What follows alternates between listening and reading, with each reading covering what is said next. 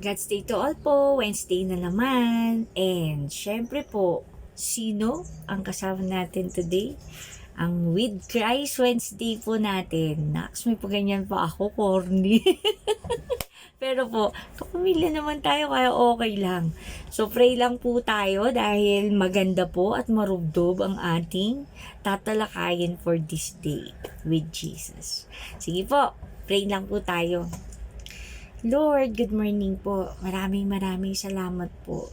Every day, thankful po kami dahil po, Lord God, na nire-refresh nyo po kami. At alam po namin, Lord, pinapaniwalaan namin na yung salita nyo po ang magbibigay sa amin ng empowerment, ng encouragement, Lord God. And to see na kahit ano pong nangyayari sa amin ngayon, you are with us.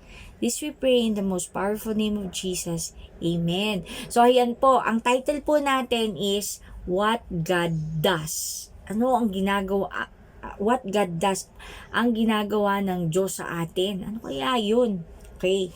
So sabi niya po sa Genesis chapter 50 verse 20, sabi po niya dito, You intended to harm me, but God intended it for good to accomplish what is now being done, the saving of many lives. So yun nga po, ang storya na ito, kung naaalala nyo, nung si Joseph nagpakilala na po sa kanyang mga kapatid na binenta siya. Tapos pagkabenta niya, dahil doon sa pagkabenta sa kanya, naging alipin siya hanggang sa na-promote siya na katiwala ni Potiphar. Pagkatapos dahil doon, kinulong siya. Pagkatapos, yung pala, dahil doon sa gift ni Lord sa kanya at pinagpala siya ng Panginoon, ay naging prime minister siya ng Egypt. At dahil sa kanya, sabi niya, nakita niya na yung mga pinagdaanan niya na yun, God intended it for good. Gagamitin siyang instrument ni Lord in saving lives.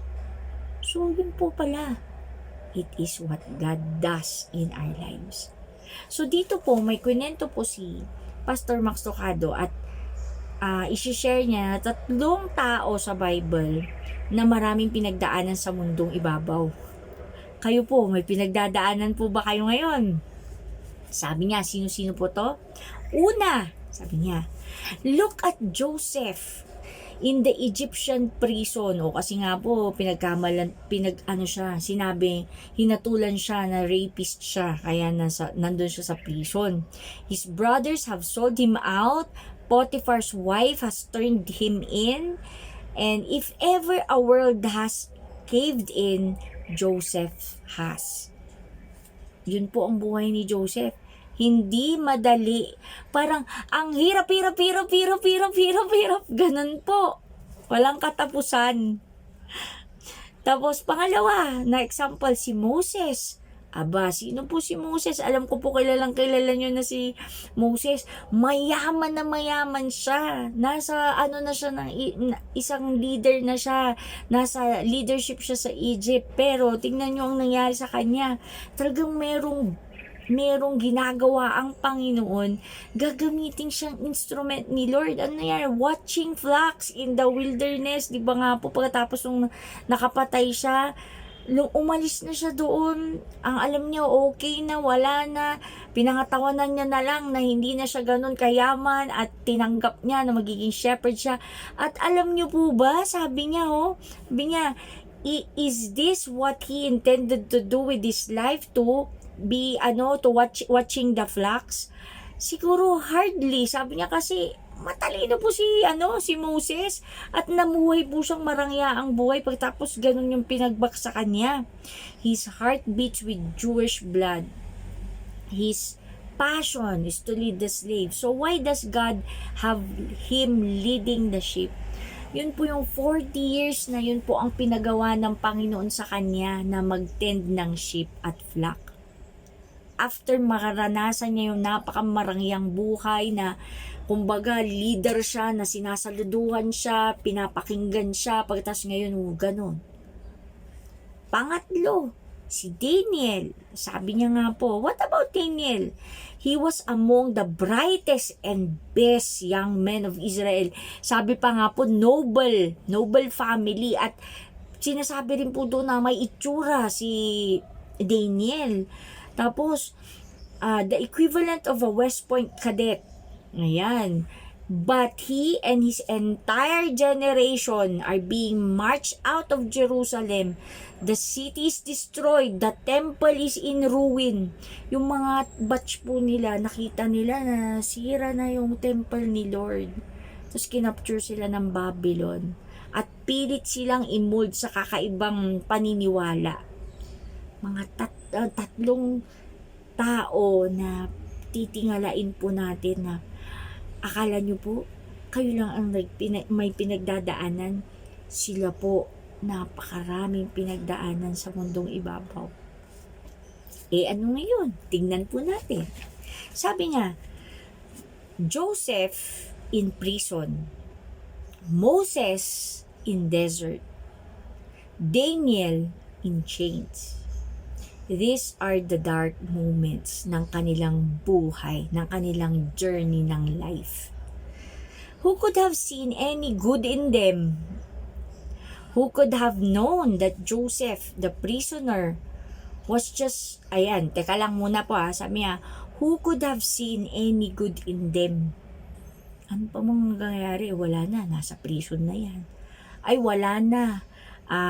Tagatid na lang ng ship yan. Ay, wala na.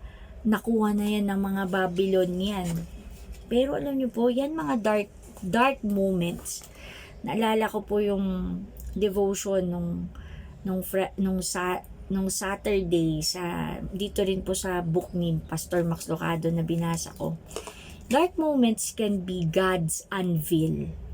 Alam niyo po yun, yung pagka may panday, tapos inuhulma niya yung sword, yung arrow, yung spear, inaayos niya. Ayan.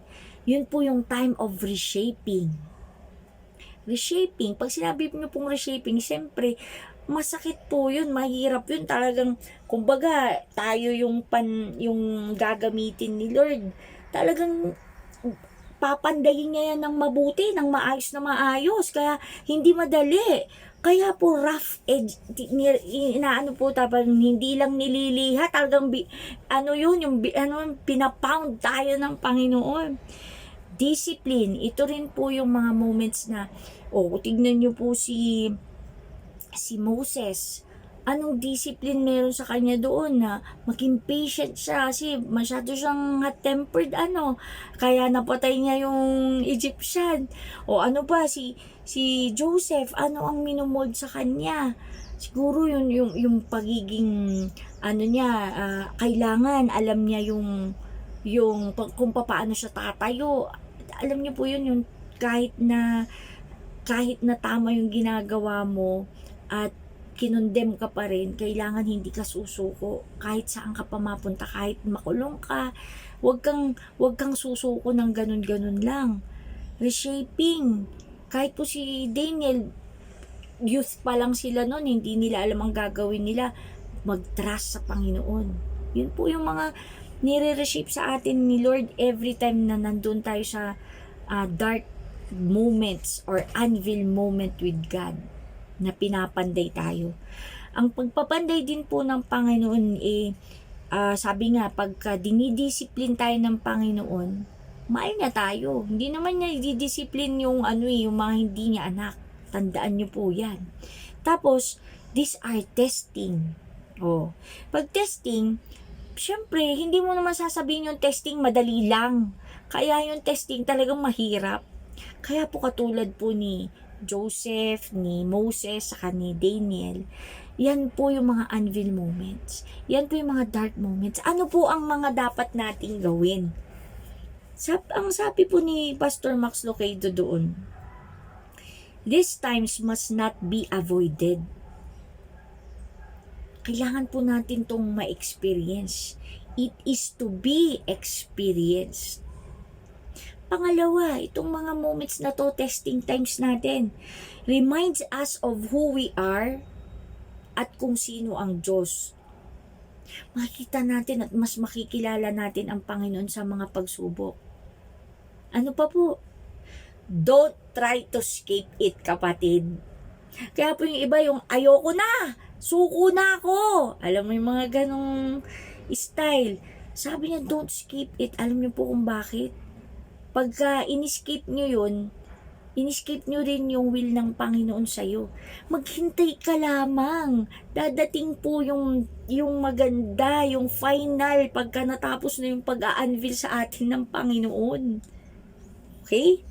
So ito po, kung babasahin ko po uli yung kadugtong, sabi niya, who could have seen any good in them?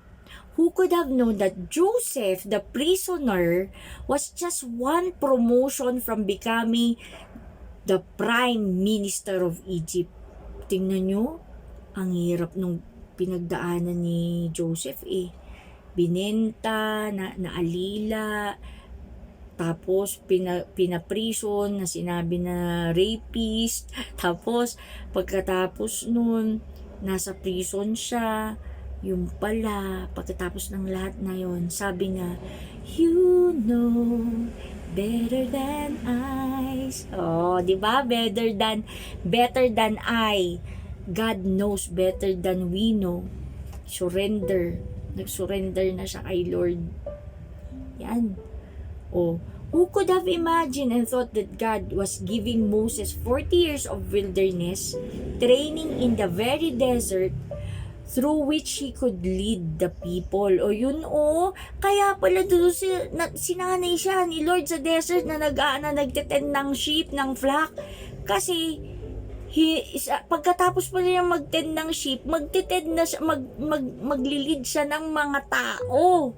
Biruin nyo yan. Kaya marunong si Moses pagdating sa desert kasi doon niya inaalagaan yung mga sheep Yan si Lord, from sheep to people. Ang papa-lead sa'yo ni Lord.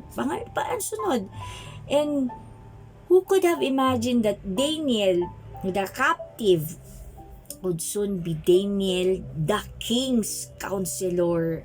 Tingnan po natin, di ba? Yung baga, akala natin, yung mga hirap na pinagdaanan natin, baliwala lang na bakit ko ito pinagdadaanan? Yung pala, these are the reshaping, the testing, the discipline moments kasi may ginagawa ang Diyos. Sabi niya, you are worth reshaping. You are still worth. Pagkagandahin ko itong taong to. Gagamitin ko itong taong to. Gagamitin ko itong anak ko. Kahit sabihin ng buong mundo na wala ka ng kapag-apag-asa sa buhay, ang Diyos hindi. Gagamitin ka niya kung gusto mo magpagamit. Kasi po kahit na mahirapan tayo sa journey natin, kung sa huli-huli, tapos mo na yung reshaping ni Lord at ayaw mo pa rin magpagamit, wala pa rin purpose ang buhay mo. Kaya nga, mga kapatid, sabi niya, God does things like that. He did it with Joseph, with Moses, with Daniel, and most of all, He did it with Jesus. Si Jesus, mas grabe po yung hinarap ni Jesus Wala sa kalingkingan nila Joseph nila Moses at ni Daniel. Ibang klase po yung pinagdaanan ng Panginoong Jesus. At sabi po niya, He will do it to us. Dahil nakikita po ng Panginoon, sabi nga, na gagamitin po na tayong instrument. At bilang instrument, syempre po, yung goldsmith, pagka po yun gagamitin na para sa gera, tayo po ay nasa gera, nasa spiritual warfare tayo. Okay? Ngayon po, itong spiritual warfare na to, we are being trained. Kaya po yung mga heavy days natin, heavy days, yung mga hard days natin, the dark moments of our life, yun po yung mga reshaping ng Panginoon dahil alam niya, kakayanin ng anak ko na to. Magiging matinik ito na warrior, magagamit. Oh. Kaya po yun. Sabi niya, a good blacksmith puts all his tools into shape. Ganon din po ang Panginoon. Kung gagamitin niya po tayo para sa ibang tao, aayusin niya tayo. Kaya po, today with Christ, today nakasama po natin si Christ. Shaping po natin na yung paghihirap natin o reshaping testing moments ni Lord ay konti na lang po compared sa testing nila Joseph, nila Moses, nila Daniel, at higit sa lahat, wala po sa kalingkingan ng pagre-reshape at pag-test niya kay Jesus Christ, our Lord and Savior. Kaya mga kapatid, kapag ngayon ay nandun kayo sa mga dark moments na yun, tandaan nyo po na may plano ang Panginoon sa inyo. Pag natapos nyo yan, you will be used mightily to other people. Katulad po ni Jesus, sobrang mas grabe yung pinagdaanan niya, mas malaki po yung effect nun sa maraming tao. And be glad, be thankful, dahil po, ibig sabihin, nakita po tayo ng Panginoon every time na may pinagdadaan tayong mabigat na sa buhay or testings of life, na God knows what He is doing and He trusts you. He believes in you. Kaya kailangan mo ng pagdaanan yan. Dahil gagamitin po niya tayo, kapatid. So, ayan po ang message sa atin sa araw na to with Christ Wednesday. Kaya po, kapatid, kapit lang po sa Panginoon at maghintay po sa moment of truth na pag natapos kayo dyan, you will be used mightily by Christ. Ayan lang po. Good morning po sa lahat. Pray na po tayo. Ama naming nasa langit, salamat po na pinapaunawa niyo po, dahil baka po sa mga nakikinig ngayon na may pinagdadaanan, muntik nang sumuko, muntik nang umayaw. Tulungan niyo po kami, Lord, na kung ano man po yung pinagdadaanan namin sa moments na to, Lord God, sa araw na to, tulungan niyo po kaming maalala na You are the God who is always on the throne. At magtiwala po kami sa inyo, Lord, na may ginagawa kayong mabuti. Tulungan niyo po kami na magkaroon ng patience sa lahat ng testings of life.